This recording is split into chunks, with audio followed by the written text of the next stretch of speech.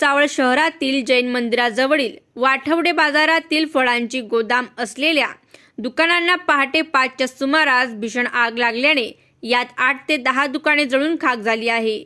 पालिका अग्निशमन दलाच्या पथकास माहिती मिळताच तात्काळ धाव घेत आगीस आटोक्यात आणण्यासाठी 8 बंब वेळीच पोहोचल्याने अनर्थ टळला.